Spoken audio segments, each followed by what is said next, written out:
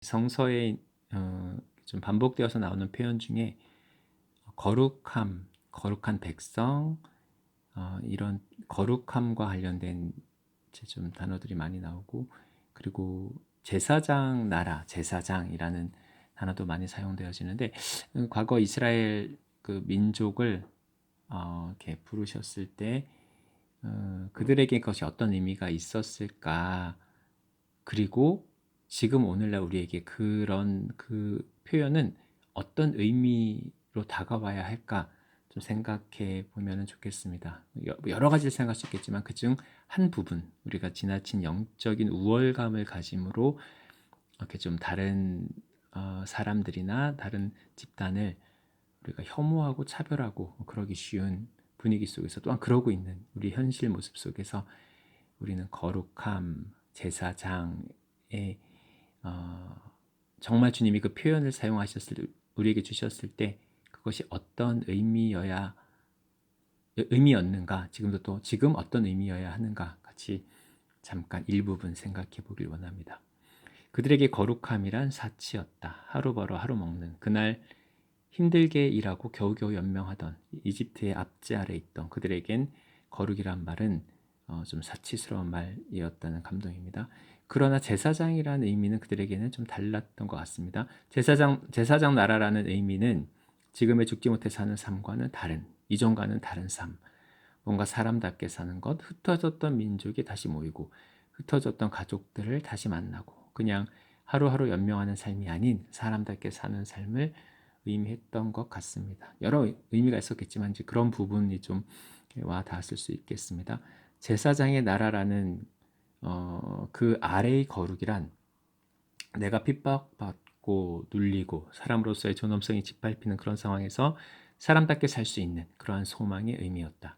누군가 나를 돌봐주고 그들을 다스리는 무질서에서 질서로, 무가치에서 가치 있는 삶으로의 전환이었다. 낯설고 생소하기도 했었을 텐데, 생뚱맞기도 했을 텐데 그들에게는 지금보다 더 나은 삶을 원하는 단지 그 정도의 소망. 그래서 수많은 기적을 보이시고 광야에서 먹이시고 보호하셨음에도 그들은 다시 삶의 어려움에 직면하자 그들의 마음이 돌아서고 쉽게 배신하고 하였던 것 같습니다. 제사장의 나라, 거룩한 백성이라는 의미가 그들에게는 그 정도였기에 하나님이 말씀하신 의미는 그 정도가 아닌데 그들은 그 의미를 제대로 알지 못했던 것이다. 그들은 그저 먹고 사는 삶이 급하고 중요했으며 지금보다 나은 삶이라는 그 명제, 그 이상의 가치를 잘 알지 못했을 것이다.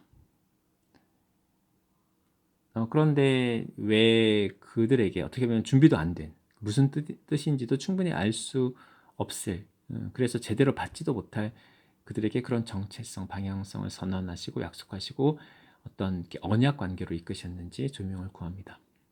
그들이 선해서인가? 아니다. 그들이 더 나은 백성이었나? 그것도 아니다. 그들이 선민의식 같은 비슷한 것을 갖고 있었다고 하나 결코 하나님의 관점으로 객관적으로도 거룩하지 못했다. 그러면 저주를 받았던 이집트 백성과 그들의 차이는 무엇입니까? 질문을 할 수 있을 텐데, 단지 하나님의 선택입니까? 단 하나의 의인, 다른 지역에서도 얼마든지 그 정도 의인은 있을 수 있는데 뭐가 대단하다고, 이스라엘 백성이 뭐가 특출나다고 그들을 택하셨다는 표현과 그들의 자손에서 예수님이 나셨고 그를 통하여 온 세상을 구원하십니까? 라고 주명을 구했을 때 좋은 질문, 필요한 질문이죠. 우리가 누구나 해야 하는 질문일 것입니다. 그들이 더 선해서도 아니고 더 잘나서도 아니다. 더 의로워서도 아니다. 단지 나는 한 백성을 통해서 너희를 구원하기 원했다. 회복하기 원했다. 나의 계시를 받고 내 음성을 듣고 나를 따를 수 있는 그런 민족이 그들뿐이라는 것이 아니다. 누군가는 했어야 했고 그들이 아니었다 할지라도 나는 어딘가에서 불렀을 것이다. 그들은 대표성이 있으나 특별함이 있다는 것은 아니다.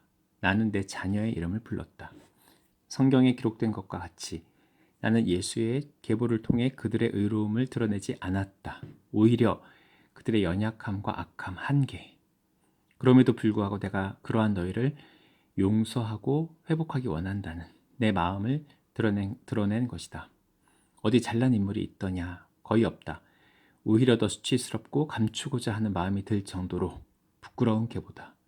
이것은 대표성이 있는 것이지 어떠한 특별함이 있어서가 아닌 것이다. 그냥 내 자녀, 내 백성. 한 민족을 택하여 연약하고 죄 많은 허물 많은 그들을 통하여서도 얼마든지 다시 회복할 수 있으며 나는 그러한 의지가 있으며 내가 그렇게 하겠다고 너희에게 전한 것이다. 나의 외침이다. 나의 메시지다.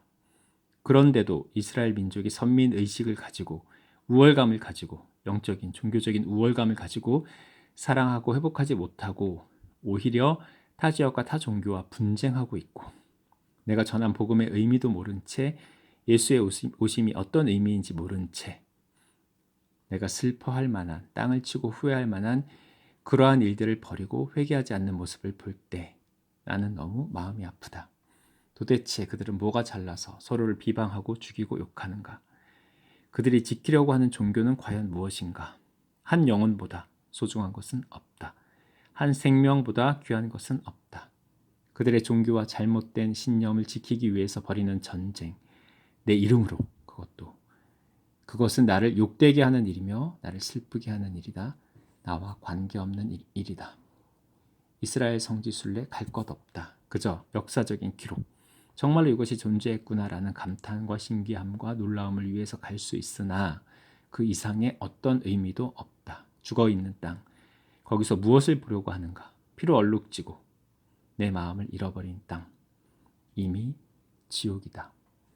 지금 이렇게 하나님께서 마음을 나누신 것 같습니다. 성서에 여러 표현들이 있지만 그러나 그것을 우리 임의로 자유로 취하고 적용하는 것이 아니라 하나님께서 이 말씀을 어떤 의미를 담아서 하셨으며 지금 그분의 마음이 어떤지 우리는 겸손히 성령의 조명을 구하며 그 말씀을 하나님의 마음에 맞게 취해야 할 것입니다.